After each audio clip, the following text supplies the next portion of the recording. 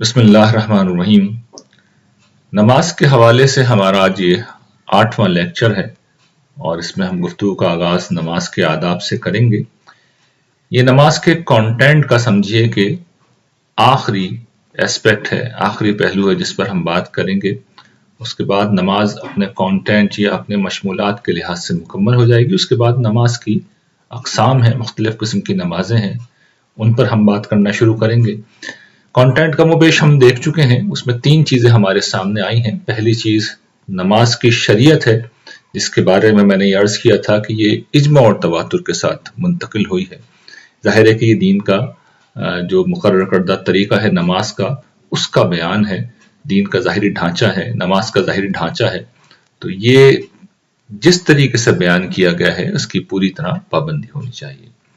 دوسری چیز نماز کی روح تھی، نماز کی حقیقت تھی، نماز کی اسپرٹ تھی۔ اس پر بھی ہم نے بہت تفصیل کے ساتھ گفتگو کی اور نماز کے آداب کے ضمن میں اس پر مزید ہم بات کریں گے۔ اس کو حاصل کرنے، اس کا اہتمام کرنے کی بھی بہت کوشش کرنی چاہیے۔ تیسری چیز نماز کا وہ جمال و کمال ہے جو رسول اللہ صلی اللہ علیہ وسلم کی نمازوں کی شکل میں ہمارے سامنے آتا ہے، اس لیے کہ جو نماز حضور نے امت کو دی ہے اس پر خود بھی عمل کیا ہے، اس کو خود بھی پڑھا ہے، تو وہ تو پھر ظاہر ہے کہ کمال تھا، وہ جمال تھا، دین کا آخری مقام تھا۔ تو اس کو بھی خوش قسمتی سے، جو کہ وہ احادیث کی شکل میں ہمارے سامنے اس کی تفصیلات موجود ہے، تو اس کا بھی ہم نے جائزہ لیا۔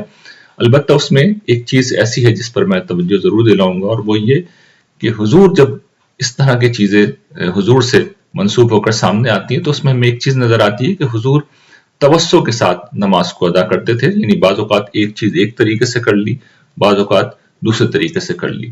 ہمارے ہاں جب اس بات کو نہیں سمجھا گیا تو اس کے نتیجے میں مسالک الگ ہوئے، مسجدیں الگ ہوئیں، لوگ ایک دوسرے سے نفرت کرنے لگے، تواحش محسوس کرنے لگے کہ یہ کوئی الگ نماز پڑھ رہے ہیں۔ ایسی کوئی بات نہیں ہے، بلکہ یہ سب حضور ہی کی نماز کے طریقے ہیں۔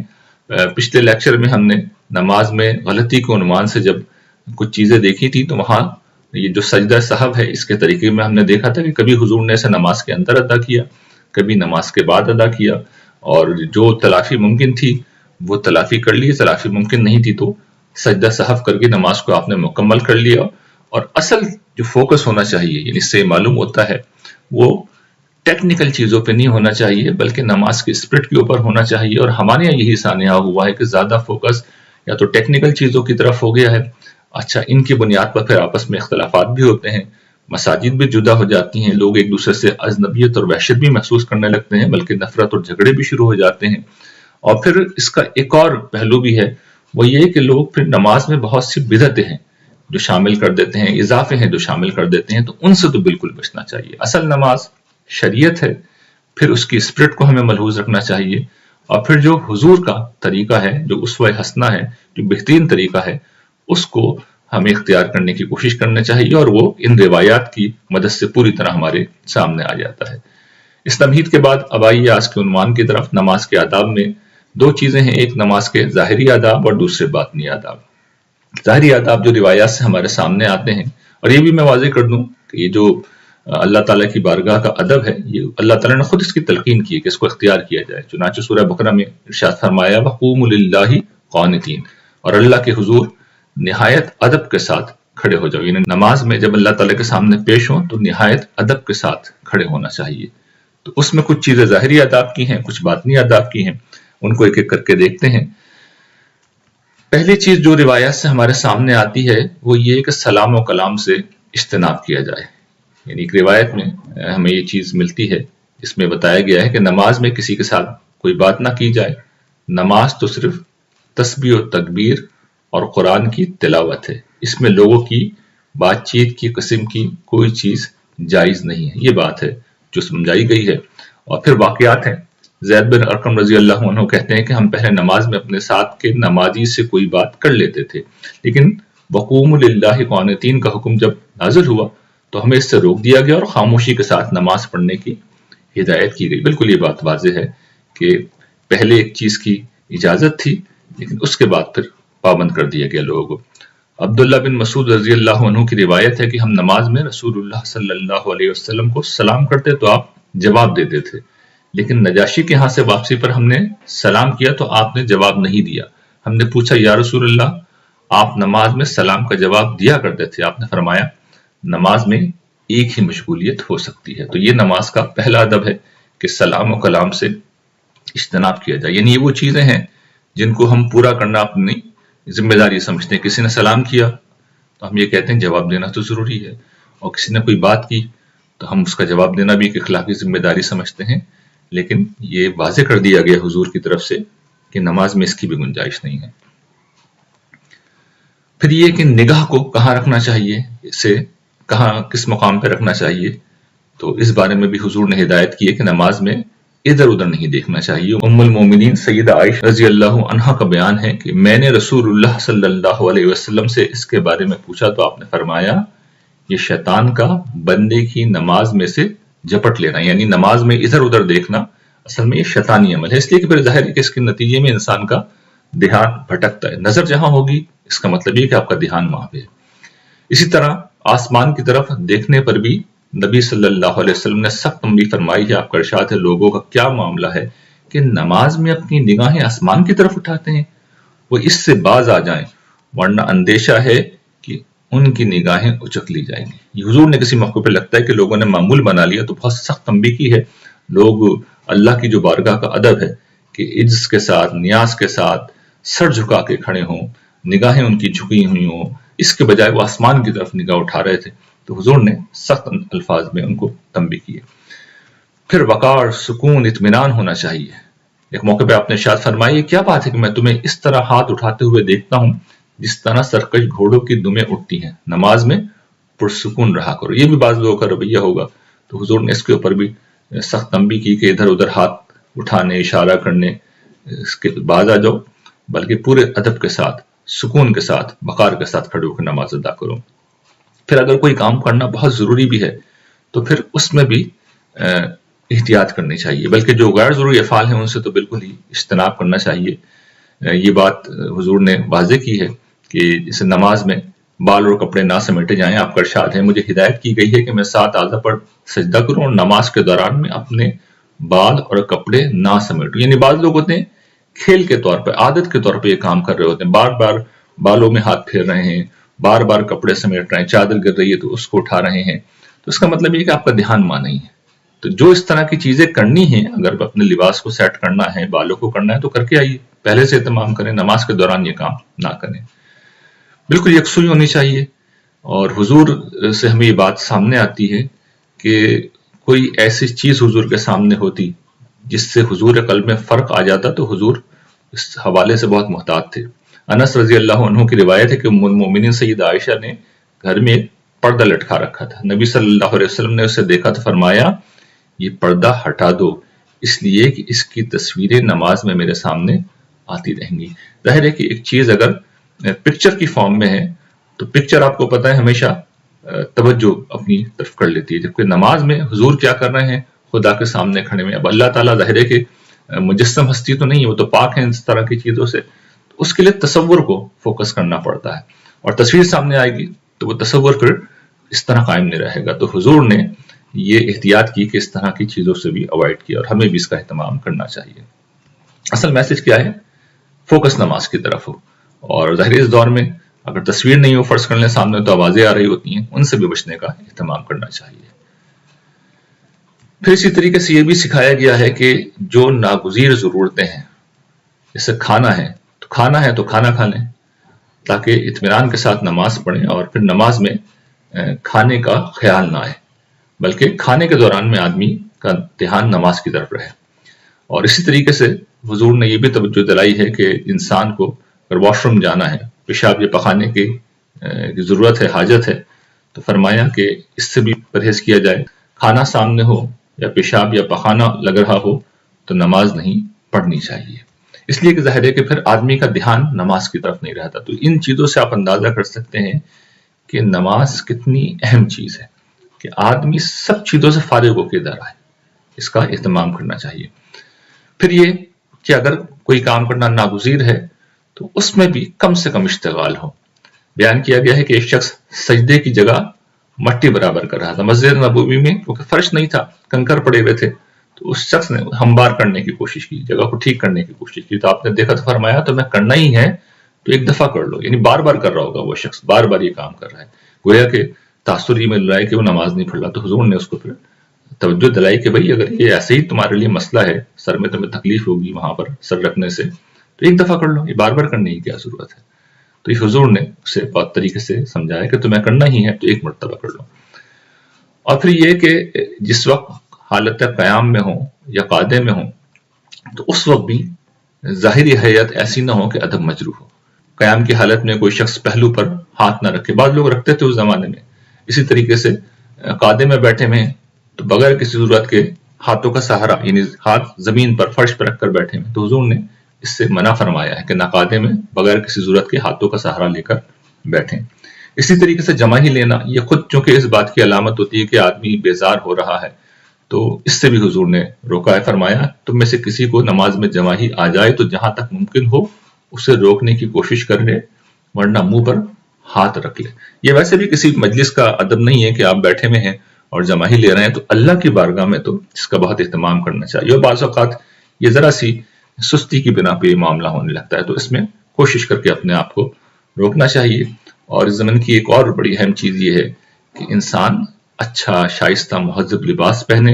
قرآن مجید میں بھی یہ بات سورہ اعراف میں کہی گئی ہے، خذوا زینتکم عند کل مسجد، کہ ہر نماز کے موقع پر اپنا جو اچھا لباس ہے اس کو پہنا کرو. تو انسان جو عام عمومی قسم کے لباس ہوتے ہیں، یعنی بعض اوقات گھر میں ہم ہوتے ہیں بنیان پہنے ہوئے ہیں، تہمد ہے، اس طرح کا جو لباس ہے اس کے بجائے شائستہ اور مناسب لباس. اس کا مطلب یہ نہیں کہ کوئی بہت ایسا لباس زیبتن کیا جائے جو ہم کہیں دعوتوں میں پہن کے جاتے ہیں، نہیں، شائستہ ہو، مناسب اچھا لباس ہو، ایک ایسا لباس ہو جس سے پہن کر ہم کسی کے سامنے بھی آ سکیں، تو اس لباس میں نماز ادا کریں. حضور کا ارشاد ہے کہ آدمی کے پاس ایک ہی کپڑا ہو اور وہ بڑا بھی ہو تو اس طرح نہیں اوڑھنا چاہیے کہ اس کا کوئی حصہ کندھوں پر نہ ہو، یعنی کہ کندھوں پر اگر ڈال لیں گے تو ایک شائستگی کی شکل نمایاں ہو جائے گی. یعنی حضور کے زمانے میں جو غربت تھی، بعض صحابہ کا جو معاملہ تھا، تو اس میں پہننے کا ایک ہی کپڑا ہوتا تھا، اس سے وہ اپنا سطر ڈھانپتے تھے. تو حضور نے اس میں بھی ایک سلیقہ سکھایا، تو آپ اندازہ کر لیجئے کہ یہ ایک اہم معاملہ ہے. اسی طرح فرمایا کہ بالغ عورتیں اوڑھنے لیے بغیر نماز پڑھیں تو اللہ تعالیٰ اسے قبول نہیں کرتے. ظاہری آداب کے بعد کچھ باطنی آداب بھی ہیں اور یہ بڑے اہم ہیں، اور ہمارے یہاں یہی زیادہ کمپرومائز ہوتے ہیں. یعنی ظاہری آداب میں تو ہمارے یہاں توجہ بھی دلا دی جاتی ہے، لیکن یہ جو باطنی آداب ہیں جہاں پر اپنی طبیعت پر قابو پانا ہوتا ہے، تو دیکھیے اس میں ہم لوگ احتیاط نہیں کرتے. تو اس پہ بڑی توجہ کرنی چاہیے. اس میں پہلی چیز یہ کہ نماز ہم ادا کرتے ہیں، ادا تو کر لیتے ہیں، لیکن بے دلی اور سستی کے ساتھ ادا کرتے ہیں، تو ایسا نہ کیا جائے. اور اس کا طریقہ کیا ہوتا ہے؟ عملاً اس کی شکل کیا ہوتی ہے کہ نماز کا وقت ہو جاتا ہے، اذان ہو جاتی ہے، اب ہم مؤخر کرتے چلے جاتے ہیں، پڑھتے ہیں تو بہت مجبوری میں پڑھتے ہیں، بے دلی سے پڑھتے ہیں. کبھی ایسا بھی ہوتا ہے کہ وقت نکل جاتا ہے، فجر میں تو اکثر یہی ہوتا ہے کہ آنکھ ہی نہیں کھلتی، سوتے رہ جاتے ہیں، اور پھر لوگ اٹھنے کے بعد بھی کیا کرتے ہیں کہ ظہر کے ساتھ ہی پڑھتے ہیں. چلیے کسی وجہ سے چھوٹ گئی، آنکھ نہیں کھلی، تو جیسے ہی آنکھ کھلی پہلا کام یہ کر لیں، نہیں اب ظہر کے ساتھ ہی پڑھیں گے یا پڑھنی نہیں ہے. اسی طریقے سے اس کا نتیجہ پھر یہ نکلے گا، ہم جانتے ہیں کہ دل ہمارا دنیا میں لگا رہے گا، خیالات مسلسل آئیں گے. اس پہلک سے ہم بات کریں گے، لیکن یہ عمومی رویہ ہے کہ نمازوں میں ہم یہ معاملہ کرتے ہیں کہ انہیں مؤخر کرتے ہیں، یہ پڑھتے ہیں تو کوئی توجہ نہیں ہوتی، بس مارے باندھے مجبوری میں آ گئے. اب یہ مطلب نہیں ہوتا کہ کسی نے مار پیٹ کے بھیجا ہے، نہیں، عادت پڑی ہوئی ہے. تو عبادت جب عادت بن جائے تو بڑا مسئلہ ہو جاتا ہے، اس کا مطلب ہے روح ختم ہو گئی. تو اس پر متنبہ رہنا چاہیے، ہمیں عادت کو عبادت بنانا ہے. اس کا طریقہ کیا ہے، اس کا علاج کیا ہے؟ کہ جیسے کہ ہم نے اس سیریز کے شروع کے لیکچرز میں دیکھا تھا کہ نماز کے جو فضائل ہیں، جو اہمیت ہے، جو قرآن میں حدیث میں بیان ہوئی ہے، اس کو سمجھیں، بار بار ذہن میں تازہ کریں. اور پھر اس کے ظاہری بات ہے کہ کچھ عملی طریقے بھی ہیں، اس لیے کہ یہ عادت بن گئی ہے. تو پہلی چیز اس کا طریقہ یہ ہے کہ آپ ایک اصولی فیصلہ کر لیں کہ بھئی ادھر اذان ہوئی اور یا جیسے ہی آپ فارغ ہوئے، بعض اوقات ایسا ہوتا ہے کہ اذان ہوئی ہے اور آپ کے پاس موقع نہیں ہے، تو جیسے ہی پہلی فراغت ہوگی ہم نے یہی کام کرنا ہے. یہ ہماری سب سے بڑی ترجیح ہونی چاہیے. جس وقت یہ سب سے بڑی ترجیح ہوگی تو اس کا نتیجہ نکلے گا کہ نہیں، میں نے تو نماز فوراً پڑھنی ہے. تو یہ جو سستی کا فیکٹر ہے یہ ختم ہو جائے گا. اچھا، بے دلی، اس کا کیا علاج کریں؟ اس کا طریقہ یہ ہے کہ ظاہر بات ہے کہ وضو جو ہمارے لیے ایک شرط ہے، مقرر کی گئی ہے کہ لازم وضو کرنا ہے، تو دیکھیے یہ اس کا مقصد یہی ہے، یہ جو بے دلی ہے اس کو ختم کیا جائے. یعنی جیسے ہی وضو ہم کرنا شروع کرتے ہیں تو اب وضو کو ذہن میں رکھیں کر کیا رہا ہے، یہ ہم اپنے آپ کو دھو رہے ہیں، اپنی باطنی آلودگی کو ہم دور کر رہے ہیں. تو جیسے ہی اس ذہن کے ساتھ ہم وضو کرنا شروع کریں گے تو فوراً ہمارا ذہن بننا شروع ہو جائے گا. دیکھیے کسی بھی کام کے لیے ذہن بننا بہت ضروری ہوتا ہے. تو جس وقت ہم وضو کرتے ہیں، وضو پورا پروسیس ہے، ہاتھ دھوتے ہیں، منہ دھوتے ہیں، مسا کرتے ہیں، پھر اپنے بازو کونیوں تک بازو دھوتے ہیں ہم اپنے، اور پھر پاؤں دھوتے ہیں. تو یہ اچھی خاصی ایکسرسائز ہے.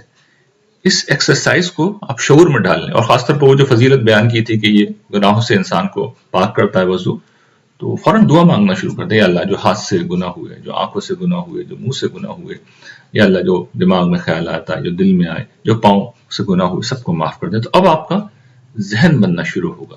اس کا نتیجہ نکلے گا کہ اب وہ بے دلی ختم ہوگی. تو جس وقت نماز کی طرف آپ جائیں گے تو آپ فوکس ہوں گے، اور یہ فوکس ہونا اور عزم ہونا بڑا اہم ہے. اور نماز کی جو بار بار میں عرض کر رہا ہوں کہ اس کی اہمیت کو ذہن میں رکھیں. حضرت عمر نے تو اپنے گورنروں کو اور اپنے عمال کو یہ ہدایت جاری کر رکھی تھی کہ بھئی تمہاری سب سے بڑی ذمہ داری نماز کا قیام و اہتمام ہے. یعنی یہ حکمرانوں کی ذمہ داری تھی. ان کو بتایا تھا کہ بھئی تمہارا کام ہے، اور اگر تم جو شخص نماز ضائع کر دے گا وہ بقیہ دین کو بدرجہ اولی ضائع کرے گا. اگر تم نماز کے معاملے میں ٹھیک رویہ اختیار نہیں کیے ہوئے تو باقی ذمہ داریاں کیسے پورے کرو. اور اسی طریقے سے فجر کا جو مسئلہ ہے، تو دیکھیے اس میں آدمی کو ذرا جلدی سو جانا چاہیے، اس لیے کہ اگر سوئیں گے 3 بجے تو فجر میں کہاں سے آپ کھلے گی. پھر الارم لگائیں، 1 نہیں 2 نہیں 3 لگائیں، گھر میں کسی سے کہیں، جو لوگ اٹھتے ہیں ان سے کہیں، اور اللہ سے دعا کریں. تو انشاءاللہ آپ دیکھیں گے کہ فجر میں آپ کی عادت بالکل پختہ ہو جائے گی. اور جیسے ہی پھر آنکھ کھلے، یہ بھی ایک طریقہ ہوتا ہے کہ جیسے ہی آدمی کا الارم بجے فوراً بستر چھوڑنا ہے. یعنی آپ نے جہاں سوچا، جہاں انتظار کیا 5 منٹ 2 منٹ، تو پھر شیطان آپ کو فوراً سلا دے گا. ایسی گہری نیند آئے گی کہ پھر آپ کی 4 گھنٹے بعد ہی آنکھ کھلے گی. تو یہ ساری چیزیں جب انشاءاللہ کریں گے تو یہ جو نماز میں بے دلی ہے اور سستی ہے اور بے توجہی ہے، یہ ختم ہو جائے گی. اچھا کچھ لوگ ہوتے ہیں یہ نہیں کرتے، لیکن جس وقت نماز پڑھنے آتے ہیں، یا چلیے فرض کیجئے کہ بے دلی کے ساتھ ہی انہوں نے وہ ساری چیزیں بھی نہیں کی، تو بنیادی مسئلہ جہاں سے خرابی پیدا ہوتی ہے وہ بڑا اہم ہے، اور کم و بیش ہر شخص کا مسئلہ ہے کہ ادھر اللہ اکبر تکبیر کے لیے ہاتھ اٹھایا، اللہ اکبر کہا، اور ادھر جناب بس ایسا لگا کہ ذہن جو ہے اب وہ وسوسوں سے بھر گیا. ساری دنیا کے خیالات جو شاید کبھی نہ آئے ہوں گے، وہ جو مسائل جو کہیں حل نہیں ہوتے، وہ سب نماز میں حل ہو رہا ہے. یعنی وسوسوں کا سلسلہ ہے ختم نہ ہونے والا جو ذہن میں پیدا ہو جاتا ہے. تو ہر شخص مجھ سے یہ پوچھتا رہتا ہے، اور یہ ہر بات اہل علم سے سوال کیا جاتا ہے، ہم طالب علموں سے بھی کیا جاتا ہے کہ اس مسئلے کا حل کیا ہے. دیکھیے میں نے اس پہ جتنا غور کیا ہے تو میرا خیال یہ ہے کہ اس میں 2-3 چیزیں بڑی اہم ہیں. ایک یہ کہ انسانی نفسیات. دیکھیے نماز میں اعمال اور اذکار چونکہ فکس ہیں، یعنی اللہ اکبر کہنا ہے، سورہ فاتحہ ریگولر پڑھنی ہے، اور ہمارے یہاں تو سچی بات یہ ہے کہ ساری نمازی فکس ہوتی ہے. یعنی جو اذکار میں ورائٹی بھی ہونی چاہیے، وہاں پہ بھی ہم سبحان ربی الاعلیٰ سبحان ربی العظیم پڑھ کے فارغ ہو جاتے ہیں. تو پوری نماز ہماری فکس نماز ہے. اچھا انسانی ذہن کا اصول یہ ہے کہ یہ جو فکس چیزیں جب انسان بار بار کرتا ہے، یعنی دہرائی جانے والی چیزیں بار بار کرتا ہے، جیسے آپ ڈرائیونگ کرتے ہیں اور ایک خاص راستے پہ اگر آپ آفس جا رہے ہیں، ڈیلی گھر سے آفس جا رہے ہیں، تو انسان چیزوں کو پھر اپنے ریفلیکسز کے حوالے کر دیتا ہے. ذہن کے بجائے، شعور کے بجائے ریفلیکسز کے حوالے ہو جاتی ہیں، جس کو ہم یہ کہہ سکتے ہیں کہ جو آٹو پائلٹ ہوتا ہے جہاز کا، کہ اب پائلٹ نے تو جہاز اسٹارٹ کیا، فضا میں لے آیا، اس کے بعد اب جہاز خود ہی اپنی منزل کی طرف جا رہا ہے. تو ہماری نماز بھی آٹو پائلٹ پہ چلتی ہے، خود بخود نماز ہوتی ہے، ہمیں پتہ ہی نہیں چلتا. تو ہم چاہیں بھی تو اس سے نہیں نکل پاتے. تو اس کا طریقہ کیا ہے؟ اس کا طریقہ یہ ہے کہ سب سے پہلے تو ہمیں وہی جو بات میں نے عرض کی تھی کہ وضو کے وقت سے نماز کے لیے ذہن بنانا پڑے گا. یعنی شعور کو جب ہم ایکٹیو کریں گے اور زبان سے کہنا شروع کریں گے کہ پروردگار میرے ہاتھوں کی گناہ بخش دے، میری آنکھوں کی گناہ بخش دے، میرے کانوں کی گناہ بخش دے، تو ایکچولی ہم کیا کر رہے ہیں؟ آٹو پائلٹ موڈ سے باہر نکل رہے ہیں، اور ہم نے کنٹرول اپنے ہاتھ میں لے لیا اور مکالمہ شروع کر دیا اللہ تعالیٰ سے، اور اپنی زبان میں کر رہے ہیں. تو اب یہ چیز کیا ہے؟ آٹو پائلٹ سے کنٹرول ہمارے ہاتھ میں آ رہا ہے. پھر عزم، یعنی جس طرح میں نے پہلے بھی ذکر کیا تھا کہ بھئی یہ سوچیں، یہ عزم کریں کہ یہ جو دنیا کے میں کام کر رہا ہوں، اس سے میں نکل کے اپنے رب کی طرف جا رہا ہوں. تو اس شعور کے ساتھ جب آئیں گے اور پھر خاص طور پہ اگر مسجد میں نماز پڑھنے جا رہے ہیں تو یہ بہت موقع ہوتا ہے، آپ سوچتے جائیں، ایک ایک قدم اٹھائیں، اللہ سے دعا کریں، تو ظاہر ہے کہ اس کا پھر نتیجہ نکلتا ہے، اللہ تعالیٰ بھی مدد کرتے ہیں۔ ہوتا یہ ہے کہ ہم لوگ کیا کرتے ہیں کہ اپنی دنیا کو مسجد لے آتے ہیں اور جائے نماز پر ساتھ لے آتے ہیں۔ خواتین ہیں تو کھانے میں کیا بنے گا یہ نماز میں طے ہو رہا ہوتا ہے۔ نہیں، کرنا کیا ہے کہ اس عزم کے ساتھ آئیں کہ میں اب سے اپنے رب سے ملاقات کرنے آ رہا ہوں۔ تو حضور نے دیکھیے، ہم نے جو اذکار پڑھے تھے نا، یہ جو بات ابھی میں وضو کے حوالے سے عرض کر رہا تھا، تو حضور کی دعائیں وضو کی بھی ہیں، اور پھر استفتاح کی جو دعائیں ہیں، نماز کے آغاز کی جو دعائیں ہیں، کبھی ان دعاؤں کو ذرا اس پہلو سے آپ دیکھیے تو حضور کیا کر رہے ہیں؟ وجہت وجہی للذی فطر السماوات والارض، میں نے اپنا رخ ہر سم سے کاٹ کر آسمان و زمین کے مالک کی طرف، خالق کی طرف کر دیا۔ تو شروع کہاں سے کر رہے ہیں؟ یہ حضور بتا رہے ہیں اپنے آپ کو کہ میں بس اللہ کی طرف متوجہ ہو رہا ہوں، یہ وہی عزم ہے۔ اور اس کے علاوہ بھی جو دیگر دعائیں ہیں، پھر شیطان سے جو پناہ مانگی ہے حضور نے ان دعاؤں میں، تو یہ کیا عمل ہے؟ اصل میں پوری طرح فوکس کر رہے ہیں حضور کے، اللہ کے بارگاہ میں پیش ہو رہا ہوں تو کنسنٹریشن اس طرف قائم ہو۔ ظاہر ہے کہ یہ اپنی شعوری تربیت ہے، دعائیں سب سے اچھا طریقہ ہے، یہ کوئی مصنوعی عمل نہیں ہے، بڑا نیچرل عمل ہے۔ دعا جو ہے سب سے نیچرل پروسیس ہے۔ ہمارے یہ پرابلم یہ ہوتا ہے کہ چونکہ ہم کوئی دعا کر ہی نہیں سکتے، عربی کی دعائیں ہمیں آتی نہیں ہے تو ان کا مطلب نہیں پتا، اپنی زبان میں دعا کرنے پہ ہم سمجھتے ہیں کہ پابندی ہے، تو ہمارے ہاتھ میں تو کچھ بچا ہی نہیں، اس کے بعد تو آٹو پائلٹ ہی ہوگا۔ تو آٹو پائلٹ سے نکلنے کا طریقہ یہ ہے کہ یا تو حضور کی دعائیں مانگیں تو ان کا ترجمہ پتا ہو، یا اپنی دعائیں کریں، تو اس کا نتیجہ آپ دیکھیں گے کہ اب آپ کی توجہ اس طرف ہو جائے گی۔ پھر جو بھی اذکار ہیں یا قرأت ہے یا سورہ فاتحہ ہے، جب یہ پڑھیں تو ٹھہر کر، سمجھ کر، آہستہ آہستہ پڑھیں۔ یہ ادب بھی ہے، یہ طریقہ بھی ہے، اور وسوسوں سے بچنے کا یہ مؤثر راستہ ہے۔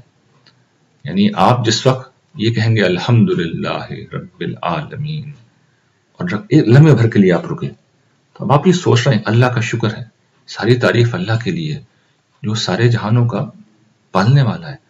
تو اب یہ جس وقت یہ پروسیس ہوگا تو ظاہر ہے کہ پھر آدمی کی نماز کی طرف تو توجہ ہوگی، اور پھر اس احساس کے ساتھ آئیں کہ نہیں، یہ جلدی سے نمٹانے والا معاملہ نہیں ہے۔ یعنی جیسے ہم نے پہلے بھی پڑھا تھا کہ نماز چاہے طویل نہ ہو لیکن کامل ہو، اس کا مطلب یہی تھا کہ جو بھی نماز پڑھی جائے آپ سکون اطمینان کے ساتھ پڑھیں۔ تو ہماری یہ جو کانسیپٹ ہے کہ زیادہ رکعتیں پڑھیں، اجر زیادہ رکعتیں پڑھنے کا اس وقت ہے جب وہ کامل ہو، اور اگر یہ نہیں کر سکتے تو پھر جو فرض ہیں اس کو ایک طریقے سے پڑھ لیں، آپ 10 نفل کے بجائے 2 نفل طریقے سے پڑھ لیں، وہ زیادہ مفید ہے، وہ خدا سے ملاقات کا زیادہ بہتر طریقہ ہے۔ تو جلدی نہ کریں، سکون اطمینان کے ساتھ، اور پھر نماز میں ذاتی دعاؤں کا اہتمام کریں۔ عربی میں اگر آتی ہیں آپ کو تو عربی میں اگر آپ پڑھ سکتے ہیں تو پڑھیں، ورنہ اپنی زبان میں پڑھ سکتے ہیں، اس میں کوئی حرج نہیں۔ جس طرح میں بار بار عرض کر رہا ہوں کہ میرے نزدیک تو اس میں حرج نہیں ہے، بہت سے اہل علم کے نزدیک بھی کوئی حرج نہیں ہے، لیکن آپ اس نقطہ نظر سے اگر فرض کرنے اتفاق نہیں کرتے تو کم سے کم جو پڑھتے ہیں اس کا ترجمہ ہی سمجھ لیں۔ لیکن زندگی نماز میں جو آتی ہے تو یا تو اپنی دعاؤں سے آتی ہے یا حضور کی دعائیں آپ کو یاد ہو، اس کا ترجمہ بھی آپ کو پتا ہے۔ حضور کے الفاظ بے مثل ہیں، یعنی اس سے زیادہ خوبصورت الفاظ کا تو تصور ہی نہیں ہو سکتا۔ اس کا اہتمام کریں، اور پھر نماز سے باہر بھی خدا کی یاد کا اہتمام ہونا چاہیے۔ یعنی یہ تو نہیں ہو سکتا نا کہ ہم نماز سے باہر خدا کو یاد ہی نہ کر رہے ہوں، اور نماز میں آئیں اور ایک دم سے اللہ تعالیٰ یاد آ جائے۔ تو اس لیے میں توجہ دلا رہا ہوں کہ وضو کے وقت سے یہ پروسیس شروع کر دیں۔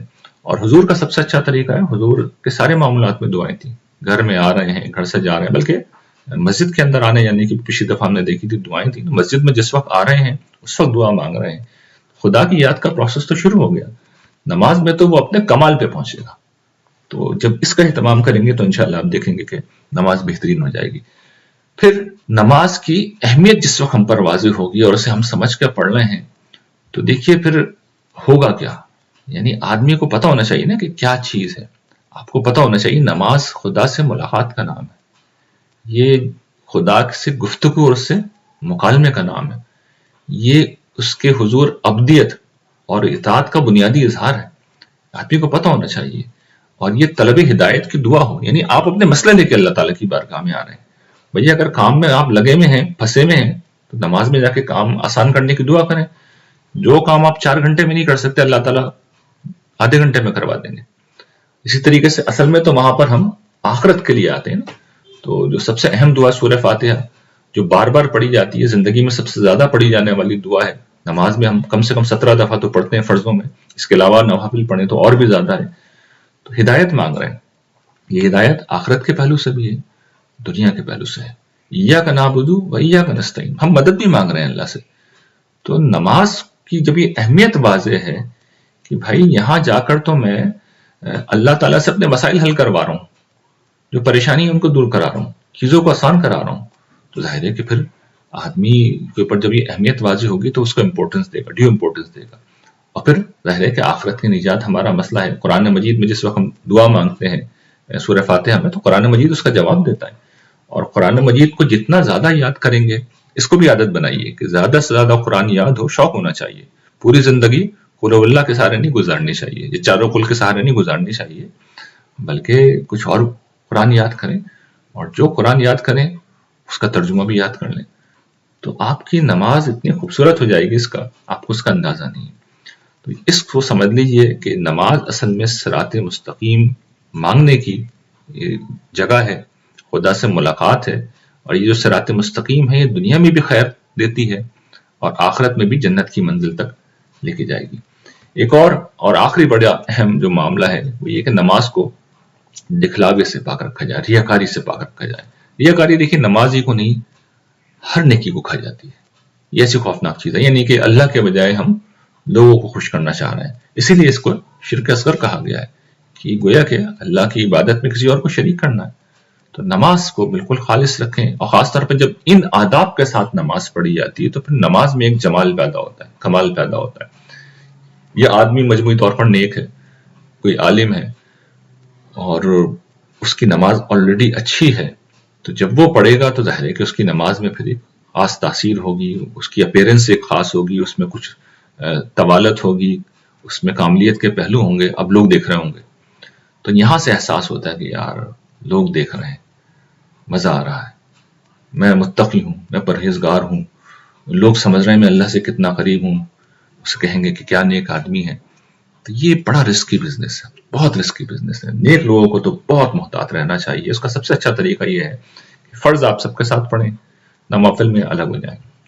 نوافل ویسے بھی بائی چوائس ہوتے ہیں اور اس کو طویل ہی پڑھنا چاہیے. یعنی نفل پڑھنے کا مطلب یہ ہے کہ بھئی میں سب ذرا اسپیشل نماز پڑھ رہا ہوں تو وہ طویل ہی ہوں گے، تو وہ پھر الگ ہو گئے پڑھیں. خاص طور پہ تہجد کی نماز اس پہلو سے بہت مفید ہے.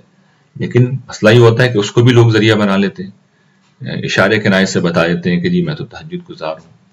تو اس میں محتاط رہنا چاہیے کہ آپ علاج کرتے کرتے مزید بیمار نہ ہو جائے. تو یہ سمجھیے کہ جو نماز کے آداب کے ساتھ دین کا، نماز کا جو کانٹینٹ ہے یہ پورا ہو گیا ہے.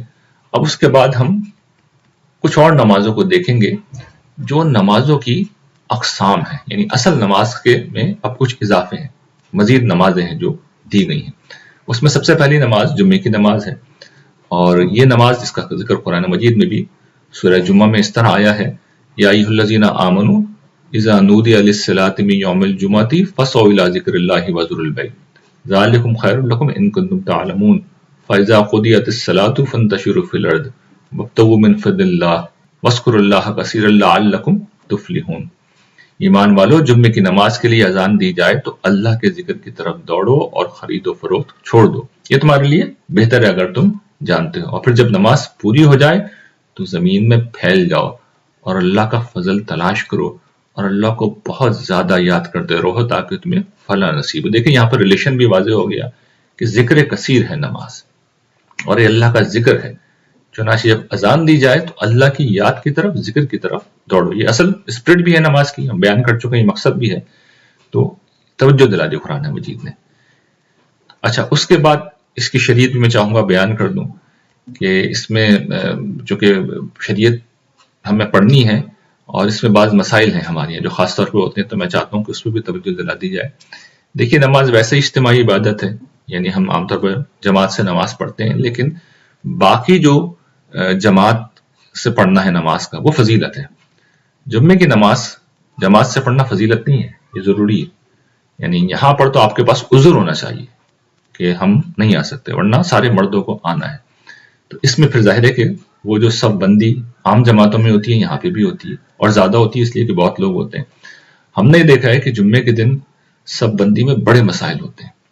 یعنی لوگ اپنی جگہ پہ کھڑے رہتے ہیں، آگے نہیں بڑھتے، کسی کو واپس جانا ہوتا ہے، سستی، آگے نہیں بڑھ سکتے۔ اچھا، اس میں حضور نے جو ہم نے دیکھا تھا کہ جماعت کے حوالے سے بعض چیزوں کی طرف توجہ دلائی تھی کہ مل کے کھڑے ہو اور کوئی گیپ نہ رہے، اس میں ایک تو خوبصورتی کا پہلو تھا، ایک یہ بھی دیکھیے ہوتا ہے کہ انسان کہتا ہے کہ یہ فلاں آدمی، کیونکہ نماز تو امیر غریب سب ساتھ ہوتے ہیں نا، خاص طور پر جمعے میں تو سبھی آتے ہیں، آپ باس بھی ہیں، آپ کے برابر میں آپ کا کوئی معمولی سا ملازم بھی آ کے کھڑا ہو گیا، تو اب انسان کہتا ہے کہ بھئی میرا جسم اس کو ٹچ نہ کرے، میں اس سے دور رہوں، تو یہاں سے وہ صفوں میں گیپ آتا ہے، تو یہ بھی اخلاقی مسئلہ ہے، یعنی سستی بھی ہوتی ہے، یہ سارے فیکٹر بھی ہوتے ہیں، تو اس بنا پر مل کے کھڑا ہونا چاہیے، صفیں پوری کرنی چاہیے، کوئی گیپس نہ آئیں، نہ صفوں کے بیچ میں آئیں اور نہ لوگوں کے درمیان میں آئیں۔ اس کا مطلب یہ نہیں ہے کہ آپ لوگوں سے چپک کے ان کو تنگ کر دیں، ہمارے یہاں ایک دوسرا رویہ یہ بھی اختیار کیا جاتا ہے، مطلب یہ ہے کہ مل کے کھڑے ہوں، تاکہ وہ جو اجتماعیت کا ایک حسن ہے اللہ کی بارگاہ میں صف در صف جو فرشتوں کے پیش ہونے کا منظر ہے، اس کا ایک عملی نمونہ دنیا والوں کے سامنے آ جائے، اور یہ بڑی خوبصورت چیز ہے، بڑی خوبصورت چیز ہے۔ آپ کبھی دیکھیے، کبھی اوپر سے آپ کبھی دیکھ رہے ہیں اس منظر کو کہ جب زیادہ تعداد میں لوگ ہوتے ہیں، جیسے جمعے میں ہوتے ہیں، اور اس وقت صفیں بنی ہوئی ہوں اور ان میں خلا نہ ہو، گیپ نہ ہو، تو آپ دیکھیں گے اس سے زیادہ خوبصورت کوئی منظر نہیں ہوتا۔ کس طرح مسلمان مل کے کھڑے ہوتے ہیں، رکوع کرتے ہیں، سجدہ ہوتے ہیں، اسلام کا بڑا خوبصورت تعارف ہے، تو اس کا بہت اہتمام کرنا چاہیے۔ شریعت کیا ہے نماز کی؟ ظہر کی نماز اس روز نہیں ہوتی، بلکہ اس کی جگہ 2 رکعتیں پڑھی جاتی ہیں، یعنی ظہر کی 4 رکعتوں کی جگہ 2 رکعتیں پڑھی جاتی ہیں، اور اس طرح ظہر میں صرف قرأت ہوتی ہے، خاموشی کے ساتھ امام پڑھتے ہیں، یہاں پر قرأت جو ہے وہ جہری ہوگی، یعنی بلند آواز سے امام پڑھے گا، اور پھر نماز کا آغاز ہوگا، جس طرح عام نمازوں میں ہوتا ہے، قامت کہی جائے گی اس کے اندر بھی، اور پھر نماز سے پہلے امام جو ہے حاضرین کی تذکیر و نصیحت کے لیے 2 خطبے دے گا، اور یہ خطبے کھڑے ہو کر دیے جائیں گے، پہلے خطبے کے بعد اور دوسرا خطبہ شروع کرنے سے قبل امام چند لمحوں کے لیے بیٹھے گا، یعنی گیپ ہے اس میں امام بیٹھ جائے گا، حضور کا یہ طریقہ تھا، تو اسی کی ہماری پیروی ہوتی ہے۔ نماز کی اذان اس وقت دی جائے گی جب امام خطبے کی جگہ پر آ جائے گا، یہ اصل میں وہ اذان ہے جو اس کے لیے دینا ہے۔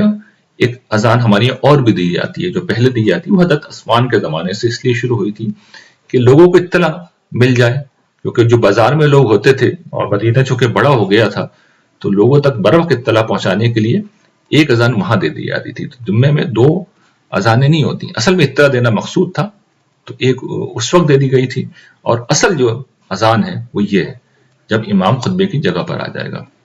جب یہ اذان ہو جاتی ہے، یعنی امام آ گیا، تو پھر تمام مسلمان مردوں کے لیے ضروری ہے کہ ان کے پاس اگر کوئی عذر نہ ہو تو اپنی مصروفیات چھوڑ کر نماز کے لیے حاضر ہو جائیں۔ یہ میں عرض کر چکا ہوں کہ یہ فضیلت کا موضوع نہیں ہے، یہاں تو آنا ہے۔ پھر اس میں بڑی اہم بات یہ ہے کہ نماز کا خطاب اور اس کی امامت مسلمانوں کے ارباب حل و عقد کریں گے، یعنی یہ حکمرانوں کا کام ہے یا ان کا کوئی نمائندہ ہوگا، یہ اہل علم کا کام ہی نہیں ہے۔ یہ جو ہمارے بڑے بڑے ائمہ تھے انہوں نے کبھی نمازیں نہیں پڑھائیں، یہ حکمرانوں کا ہی کام ہے۔ مساجد کا انتظام، نماز اور خاص طور پر جمعہ اور عیدین تو پھر حکمران یا ان کے نمائندے ہی پڑھائیں گے، یہ ضروری ہوتا ہے، اور پھر یہ صرف انہی مقامات پر ادا کی جائے گی جو ارباب حل و عقد کی طرف سے اس نماز کے لیے مقرر کیے جائیں گے، جہاں وہ خود یا ان کا نمائندہ اس کی امامت کے لیے موجود ہوگا۔ یعنی یہ بڑی اہم بات ہے، اس کو سمجھ لیجئے۔ ہمارے ہاں تو اب مساجد چونکہ فرقوں کے گڑھ بن چکے ہیں، اور فرقوں کی مساجد میں اب تو لکھا ہوا بھی ہوتا ہے باہر، تو ظاہر ہے کہ اب تو صورتحال بہت بدل گئی ہے، بہت بدل گئی، لیکن اس کی آئیڈیل شکل یہی ہے کہ حکمران پڑھیں، یعنی اسلام جو ہے اس کا طریقہ یہ ہے کہ جو حکمران ہیں ان سے کہتا ہے کہ تم آؤ اور لوگوں کو نصیحت کرو، یعنی پہلا جو خطبہ ہے اس میں نصیحت ہوگی، اور دوسرے خطبے کے اندر حضور دعائیں کرتے تھے۔ تو ہمارے یہاں تو سارے معاملات ہی الٹ گئے ہیں، تو آپ کو پتہ ہے دعا بھی بعد میں ہوتی ہے، تھوڑی بہت دعائیں ہو جاتی ہیں عربی میں، اگر آپ غور کریں کہ اس کا ترجمہ کیا ہے، یعنی امام دوسرے خطبے میں ہمارے یہاں عام طور پہ 2-4 دعائیں کرتے ہیں، لیکن اصل میں وہ دعاؤں کے لیے خاص ہے،